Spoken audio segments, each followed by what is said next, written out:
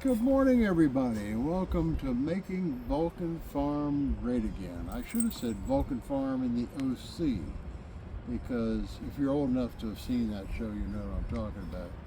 And we're in Virginia, in north central Virginia. And what we've got here, this two-story part of the house is, the whole house is built by my ancestors, but the two-story part, the first story and a half is a log cabin, a very old log cabin, and above that a frame second floor, and then this is a storage room, and this is a living room and a kitchen, and the only new addition on this house is a bath and laundry room, which was added on by my father. He had a contractor do it in 1999. That's the newest part. Up until 1999, there was no toilet in the house. They had to use the Obama-Biden Presidential Library's annex before it was their annex. I should stop doing that, but you can guess. Shut up. Making Vulcan Farm great again. I mean, come on, you can figure it out. But anyway, today, after putting 2 coats of primer on this front screen door, handmade screen door, because the doors here, the old doors in the old part of the house, are all very short, only a little over 6 feet, not that much. And so this is built by my ancestors.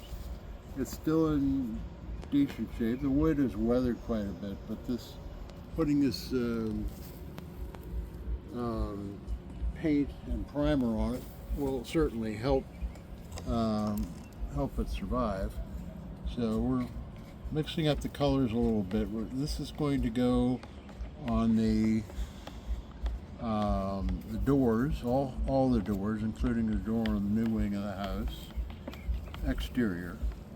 And it's going on the 2 Adirondack chairs, one of which my daughter Catherine is painting.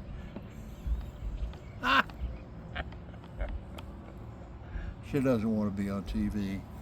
I'm used to TV after having done a television show, which we started out taping in the first year in '95, and then in '96 we started doing all of them live. It was on the People's Socialist Democratic Republic of Falls Church City Public Access channel in northern Virginia, inside the Beltway, but it went out to most of Fairfax except for Ruston. Ruston had their own cable system. So we did a show for 8 seasons, 150 shows. We did them every other week. And they absolutely loved us in Falls Church. I mean, the love was palpable. The letters to the editors they would send, oh, they loved us. But anyway, back to Vulcan Farm. All of this was built by my ancestors, as I said. It's all, the log part is all cedar that they probably cut here on the property, because this property has been in my family, I think I said this before, since probably the mid-1600s. As they arrived on the Potomac River, which is now the Potomac, somewhere in the vicinity of Colonial Beach, which is down about 50 miles east of here, east of Fredericksburg too. And they arrived there, and I guess this is how far they had to come out to find land that wasn't already claimed by the English crown and whatnot. So, sure, they traded some bangles with the Indians. But I've traced some of the wills back as far as 1848. Going back farther than that, it's difficult to do because Orange County doesn't have an index for what's where. And so it would be very difficult to trace wills back any further, although they're there. But this has always been passed down through wills. All my ancestors had large families, and 6, 8 children or whatever, and they'd leave this portion to one, and a few more acres to somebody else, and a few acres to somebody else, but large enough to farm. And they kept doing that through the generations. I'm 10th generation Virginian. My daughter over here is 11th. My daughter, she doesn't want to be on TV or YouTube. But anyway,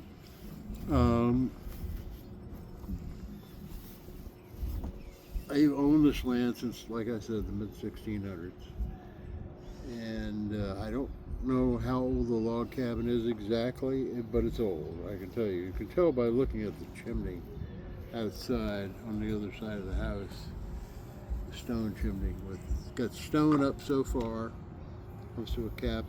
And then beyond that, I believe it was 1866 when it used to have a upstairs that where you walked up, you couldn't stand up. You'd have to lean down to get through it.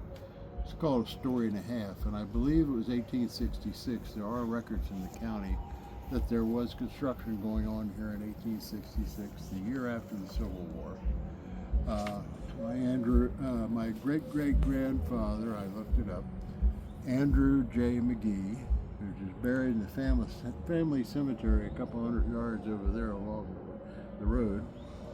I guess he decided to get married and start a family, so he popped the top on the house, and I think he probably added at least one addition out to just short of this door.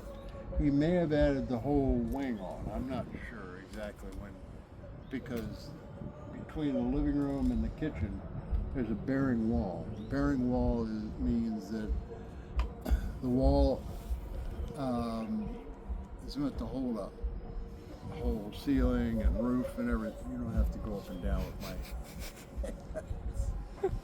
It's meant to hold up a whole roof and ceiling and everything. So there's a bearing wall there, and I'm not sure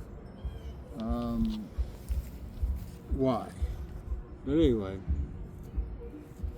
so I don't know when the whole thing was built, but I do know that the cabin is old. And I am old too. That's for sure. Thank you. You're welcome. For your opinion. But I'm doing this. I've been wanting to do this for years, but I've never had anybody helping. My late wife helped for a few times up here, but then she got tired of helping me mix cement. We pour like 15 bags or more on this porch to level it out. Self-leveling concrete, I guess. And she got tired of mixing concrete, so she didn't come up anymore. But she's passed away in 2021 after acquiring COVID-19.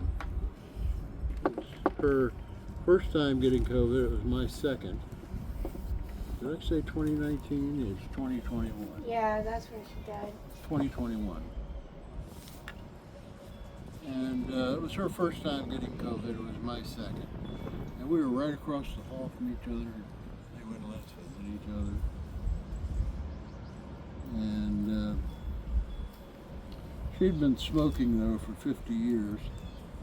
And that put complications on her lung capability, and of course COVID attacks the lungs amongst other things, and she passed away in September 2021. So after that I've just never had help doing anything, and it's just I'd come up here for a week and just kind of mope around, not do much. But now I've got help. Everybody's here. You had slaves. I have slaves. My ancestors never had slaves, but I do. Ah, that's terrible. I've got 2 step-grandchildren here to Slave away. 2, that's what I said. 2 step-grandchildren. And I make them all, or I put them to work. The step-grandson didn't like working. But he's gotten used to it now. So. But anyway, we're just moving along here.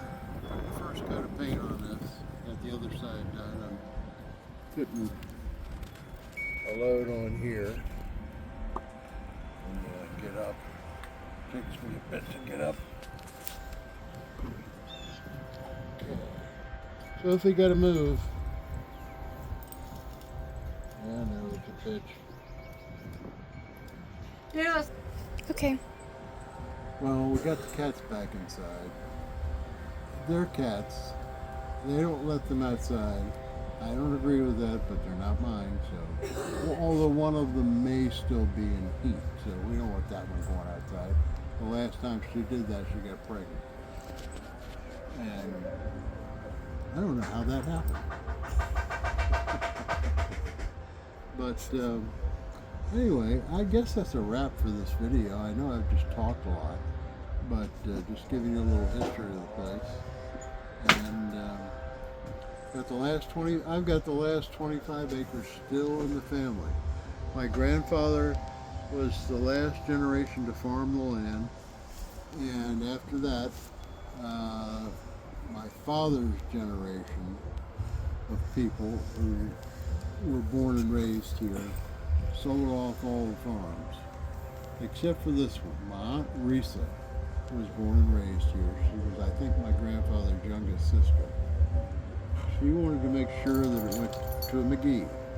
So she told her husband before she died that she wanted it to go to my father. So he gave it to my father with the stipulation that he'd have the right. There's a word for it. It's a phrase for it. Right to live here the rest of his life. No rent. And my dad has had it since the 90s. And he and his wife, they lived in Arlington, and they used to come down here on the weekends, but she was always complaining about not having a toilet. So finally he broke down and spent the money, quite a bit I understand, to put a laundry room and a bathroom on.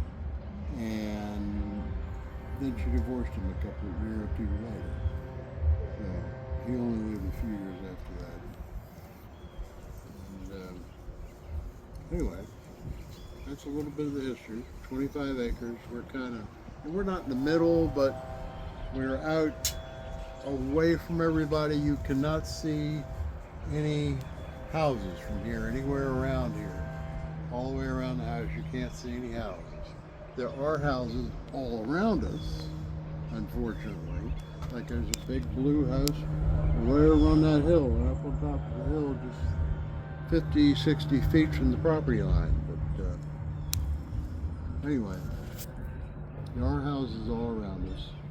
It would be difficult. People used to come here and hunt, but that's getting more squeezed and squeezed and squeezed. So I'm going to try and put this in some sort of protective status so it can ever be built upon. I can't put any more houses on it. So I'm going to do that before I leave it to my daughter. She's my sole heir.